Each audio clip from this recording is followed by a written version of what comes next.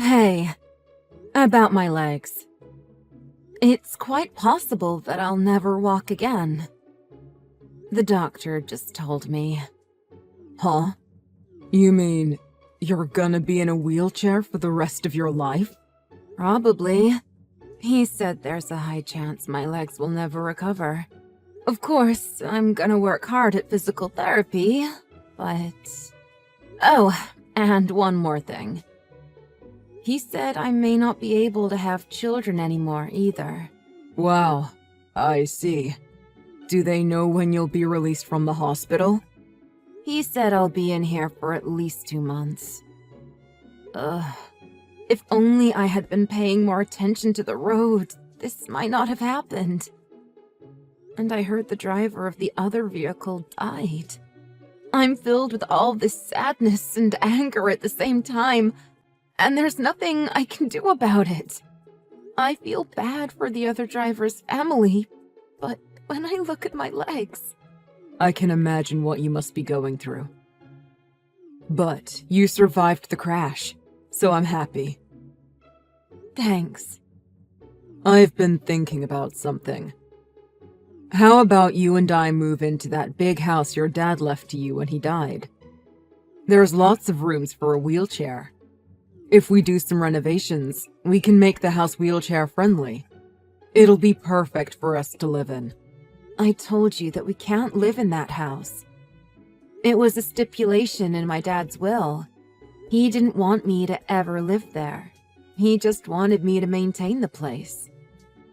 You mentioned this before, and I told you living there isn't an option.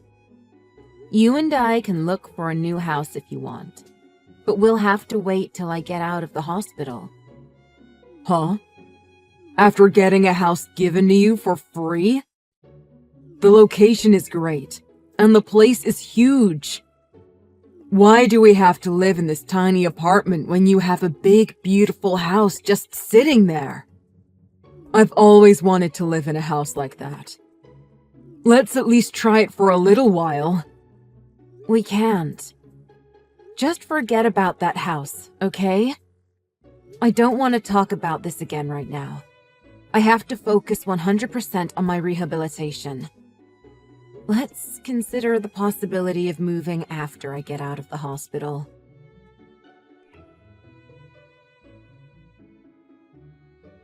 Hey, Caleb! Mrs. Smith just messaged me and asked if we had moved. What's going on? Oh, has news already reached you? What do you mean, has news reached me? Don't tell me you moved into that house! Well, to tell the truth, yes. We'd be crazy not to. You've got a house with no rent and it's already paid for. We'd be crazy not to move into it. I told you that's not a house we can live in. I thought I hid the keys. Did you go snooping around our apartment to find them? Yeah, it took quite a while too. But I found them tucked away at the back of one of the drawers. I can't believe you put that much thought into trying to hide them from me. I tried to hide them from you so something like this wouldn't happen. Please, you've got to get out of there. Why are you saying it like it's an emergency or something? This place has got a nice backyard and the living room is huge. It'd be a crime to waste a place like this. Caleb, please. You can't stay in that house. If you've already moved out of the apartment, I guess there's not much we can do, but just take some things to go stay at your mom's house, okay? I can't. My mom's moving here with us. What? What are you talking about? My mom's living here too. I felt bad for her. She was gonna be living in that tiny place while her son's living in this giant house. Don't worry. This place is huge. You'll never even notice she's here. I think I'm just going to call the police. You two are trespassing. Hey, hey, hey. You don't have to go that far. Why are you being like this? This isn't the woman I married. Why are you acting like this? Wait, don't tell me. You weren't planning on selling this place and keeping all the money for yourself, were you? What are you talking about? I didn't know you were so greedy. You already got your dad's inheritance. You're gonna be getting insurance money from this accident. And you were planning on selling this house too? Were you planning on keeping everything for yourself? You know we're married, right? You must have hit your head in that crash too. What do you mean, keeping everything for myself? Yeah, I got the inheritance from my dad. But instead of spending that money, we invested it for our retirement. And don't think for a second that I ever wanted to have a car accident like this. I'm in a wheelchair. I can't walk anymore. Do you think I wanted this? And I never planned on selling that house anyway. And even if I did, why would you think I'd be keeping the money for myself? Look, I talked to my mom about everything, and I think I want to divorce you. Huh? Well, you told me you likely can't have any kids now, right? You know I like kids. I want to have kids of my own in the future. But I can't do that with you now. That's a justifiable reason to get divorced, don't you think? Wait, hold on. I don't know how to say this. Especially with everything that's happened to you with the accident, too. But I've put up with enough already, haven't I? I mean, your dad worked in real estate, but he never helped us get a place, did he? He had no trouble with money, yet he never helped us out financially at all. And even you, making us pinch every penny all the time and save any extra money we have at the end of the month. I can't stand it. Why did you assume my dad would just give us money? Our bills have nothing to do with him. And we were getting by just fine on our own. See? This is exactly what I'm talking about. There's no reason why we couldn't splurge a little more every month. All you ever wanted to do was to get by. What do you mean? We had everything we needed. What else did you want us to spend our money on each month? Ever since my dad died, you've been talking about money a lot. I'm the type of guy who likes to go out a lot and have nice things. So, when I divorce you, I want this house. You can't live here anyway, so you don't have a problem with that, right? Huh? I want this place. It's like my dream home. It's huge. And I've already moved in, so don't say huh to me. You should be congratulating me on moving into my new house. Even my mom thinks this house is amazing. There's a bedroom at the other end of the house she's gonna use. She won't even be in the way. This place has an upstairs and a fully renovated basement. That's 3 whole floors. A person in a wheelchair like you doesn't need a house with so many stairs. Whatever. There's something I feel I should tell you, even though part of me doesn't want to anymore. That was my dad's house, but I've never lived there. What? You've never lived here? Why not? Didn't you grow up here? You're kidding, right? No. My dad bought that house, but he never lived there either. What are you talking about? This place was kept really clean. And this place was fully furnished. That's why I sold most of the furniture we had before I moved. We maintained it and made sure it got cleaned every few months. But no one in my family ever lived there. Do you want to know why? We had a psychic come in, and they advised us never to live there. They said the place is cursed. That place has a dark history. A guy killed a bunch of people in that house. Are you serious? People were killed in here? Yeah. Shut up! You think I'm gonna fall for something like that? Lol. This place is spotless. Nothing bad ever happened here.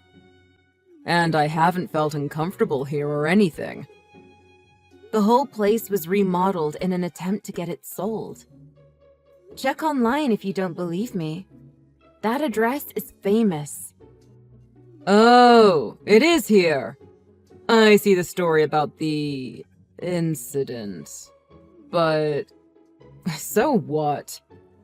Just because people lost their lives here doesn't mean no one can live here anymore, right?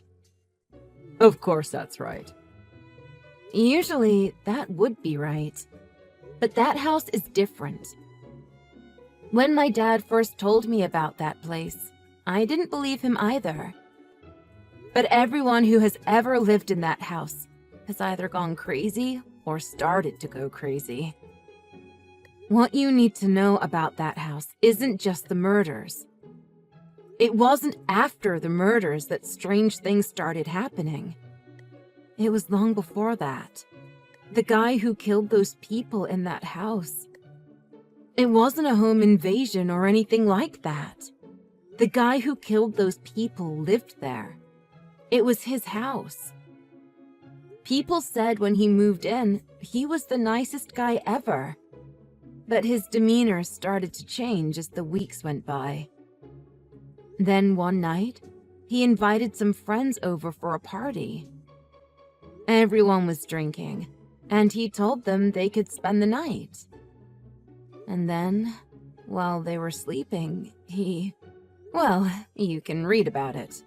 It's no secret. People say he was driven crazy by the curse on the house. Nobody would buy the house after that. It was on the market for so long.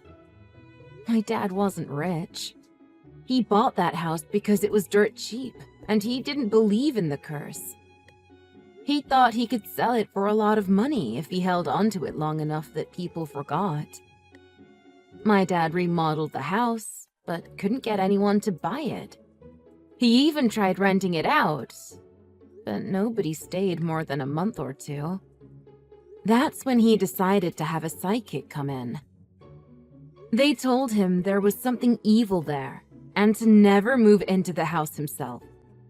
We kept it maintained, hoping we could do something with it someday. But my dad died before we could figure out what to do with it. Well, then, what the heck am I supposed to do? Well, you could start by believing me. I find what you're saying pretty hard to believe. Curses don't exist. There's nothing evil living here.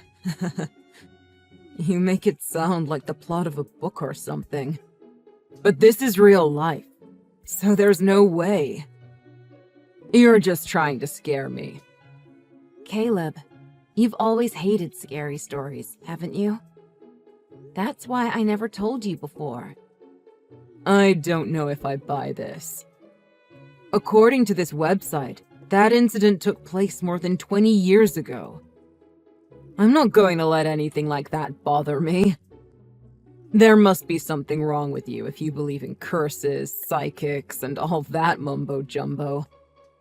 Why would you go in and clean the place all the time if you believed what the psychic said? I think there's something wrong with your head. Oh, is that so? Well, as long as I can get rid of that house, I don't care what you think. If you want it, you can have it. There, it's settled. I'll give you the house and your divorce. That's everything you want, isn't it? Yeah.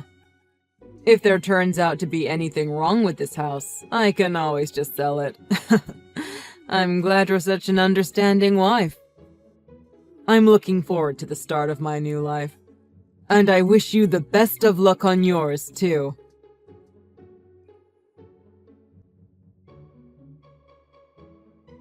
Jenny.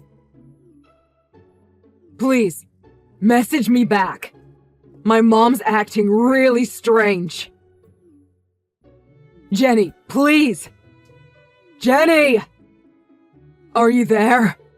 I thought I told you not to message me anymore. I know the day I signed the divorce papers, you brought a new woman into your house to live with you. And I don't mean your mom. You were cheating on me while we were married, weren't you? I can't believe you. You're horrible. No, that's not true. I just happened to meet her the day we got divorced. Regardless, I don't want to talk to you. That's why I blocked your number the first time, and I'll do it again. So don't bother buying yet another new cell phone and contacting me with that number either. I'll call the cops if you do. Don't do that. I had no choice. You blocked me, and I had to talk to you. Just be thankful that's all I did. Look, I'm really sorry.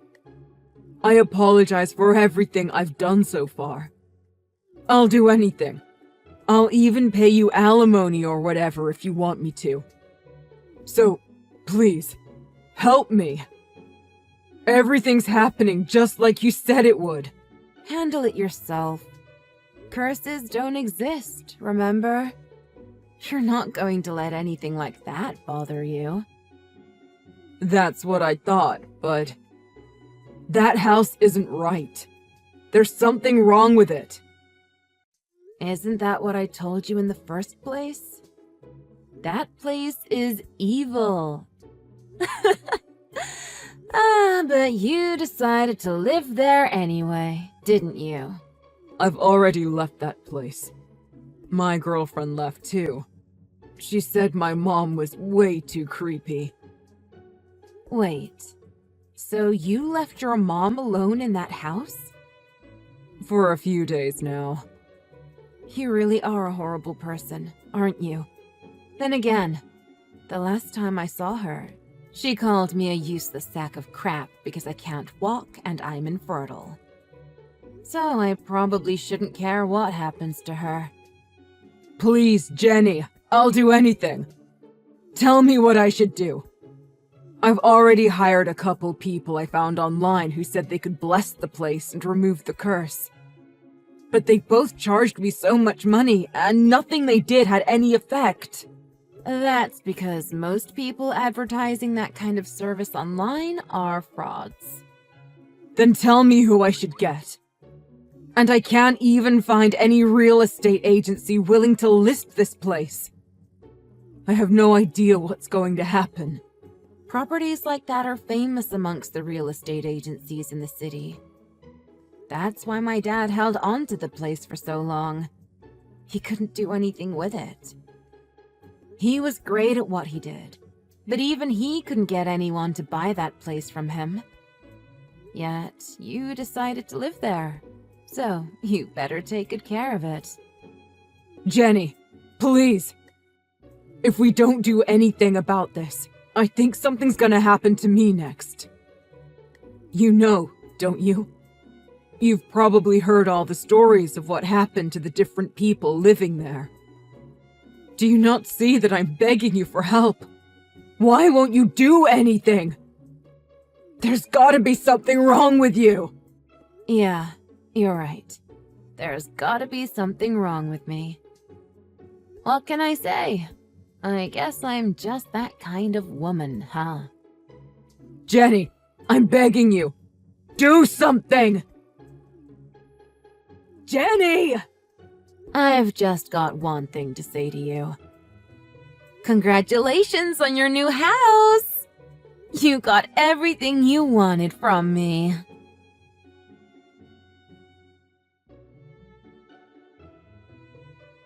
After that, Caleb's mom's mental state got progressively worse. I even heard from a mutual friend that she was eventually admitted to a mental hospital. I'm not related to her anymore, so I can't say I really care too much about it. It did make me a little scared, so I went and found Caleb to talk to him. When I say scared, I mean I was scared that he might actually find a buyer for the house. I didn't want anything bad happening to anyone else. Also, at that time, it was just a rumor that she was admitted to a mental hospital, so I wanted to find out for sure.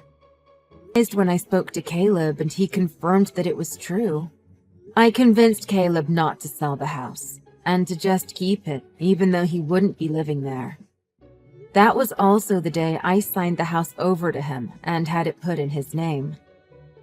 I had to do that because it was part of our divorce agreement. The house would be his. He agreed to keep the place clean and maintained because he was worried that if he didn't, the curse may follow him. In the meantime, he would search around for a legitimate person who could maybe break the curse. If such a person even exists. However, I heard shortly after that his new girlfriend left him and that he had been missing a lot of work because of it. I guess he was really upset by it. It sounded like he was going to get fired from his job soon because of it. When I asked him about it, he told me that it was the house's curse and that it had latched onto him even though he wasn't living there anymore. Personally, I think those things were all caused by his own actions. I never thought my dad's final wish would turn out like this. But then again, I got to find out what Caleb was really like and what he really cared about. And getting a person like that out of my life was the best thing for me. Without him around, I was able to focus on my physical therapy and get my life back on track. In fact, just the other day, my doctor asked me out on a date. As the saying goes, when one door closes, another opens. One other shocking, or maybe supernatural, thing happened too. The day after I had that house put into Caleb's name instead of mine, I started to get some feeling back in my legs. When I first had the accident, the doctors thought I may never walk again. Now they're convinced I'll be able to make a full recovery. I'm sure this is all just a big coincidence. But then again...